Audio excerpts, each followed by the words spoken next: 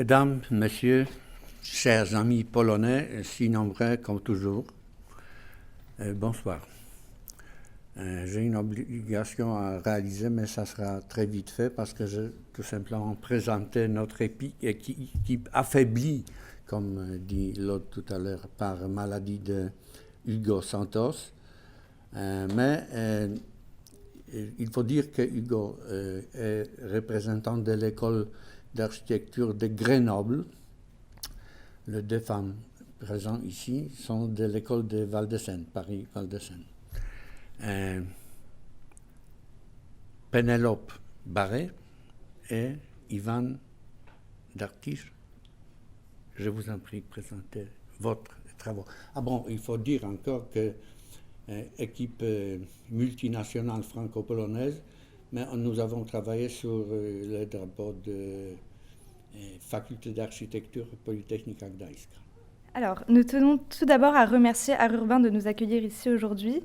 Nous voulons aussi remercier l'équipe enseignante qui nous a reçus à l'Université technologique de Gdansk au cours de notre échange Erasmus et qui nous a accompagnés pour la préparation de ce concours. Comme l'a annoncé notre professeur, notre troisième équipier Hugo n'a pas pu venir aujourd'hui. Donc nous allons maintenant vous présenter notre projet qui s'intitule la Montargis, la Venise à vélo, sur lequel nous avons travaillé. Donc Montargis, aussi appelée la Venise du Gâtinais pour ses nombreux canaux, est une petite ville de 14 000 habitants au cœur de la France. Elle est située dans le Loiret, à une centaine de kilomètres au sud de Paris, comme on peut le voir sur la carte. Donc actuellement, Montargis fait face à un problème assez commun de désertification des centres-villes. Et certains lieux qui sont assez importants sont malheureusement oubliés ou tout simplement galvaudés. Et la ville perd de son charme et de son activité, et certains commerces viennent à fermer. Donc notre idée est de recréer des espaces publics et de l'activité dans un projet en retravaillant le centre et offrir de nouvelles circulations et de nouveaux services. De plus, Montargis regorge d'espaces de qualité qui restent malheureusement cachés ou voilés aux yeux des visiteurs, des canaux enterrés, des vues sur le canal de Briare masquées, et certains bâtiments historiques ne sont pas du tout mis en valeur. Notre projet a donc pour ambition de dévoiler tous ces espaces sous un nouveau jour afin de pouvoir les apprécier en tant qu'espace public de promenade. Aussi, une grosse problématique environnementale. En 2016, la ville de Montargis a fait face à de gros problèmes d'inondation. En essayant de contrôler toujours plus l'eau en la dissimulant dans des réseaux souterrains, la ville s'est exposée à des problèmes de montée des eaux. Durant cette catastrophe de 2016, les canaux souterrains ne pouvant plus supporter la quantité d'eau apportée par le canal de Briare ont simplement cédé et submergé la ville. Notre idée est de changer le regard porté sur l'eau et donc de ne pas la rejeter, mais de trouver des solutions pour l'utiliser comme une force et essayer de l'accepter au mieux dans la ville. Cela en proposant des solutions intelligentes vis-à-vis de l'environnement.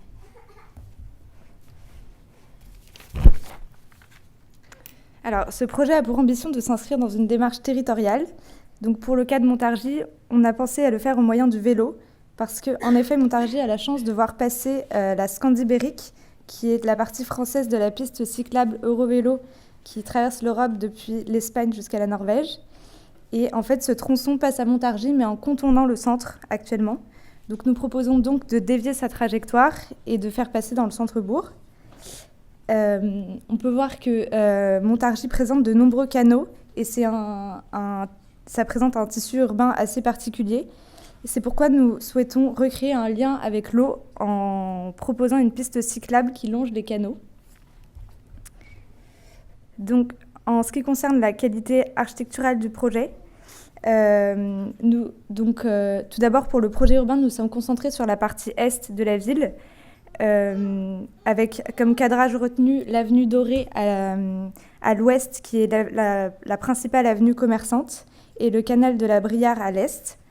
Donc, on propose un nouvel aménagement pour la place de la République et la requalification des quais, en cherchant à mettre en valeur le patrimoine architectural comme un reste de rempart qui est aujourd'hui caché. Et on cherche aussi à proposer de nouveaux logements qui sont construits sur pilotis pour pallier au risque des inondations et qui apportent en même temps une touche contemporaine au quartier. Concernant les inondations, justement, nous proposons un réservoir en dessous de la place de la République.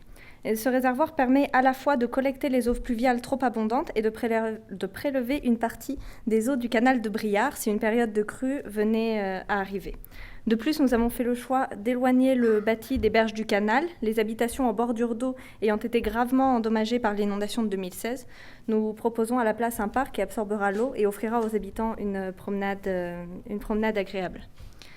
Mais l'aménagement de la place de la République n'a pas pour unique vocation de protéger la ville des inondations. C'est un espace pensé pour la promenade et la sociabilité des Montargois. En libérant ces espaces des automobiles, nous proposons des cheminements piétons qui encourageront les promeneurs à redécouvrir des endroits aujourd'hui peu exploités au cœur du centre-bourg. Pour l'aménagement des quais, nous recréons un lien avec l'eau et offrons un espace public accessible pour chaque génération afin de se reposer, de se promener ou bien de jouer. Et en faisant passer la Scandibérique dans le centre de Montargis, nous sommes convaincus qu'une nouvelle forme de cyclotourisme aura un impact bénéfique sur la vie économique de la ville. La place de la République, aujourd'hui parking déserté par les piétons, sera un nouveau lieu de rencontre où il sera possible de faire son marché, de boire un café et de se promener dans un environnement complètement végétalisé. Merci pour votre attention.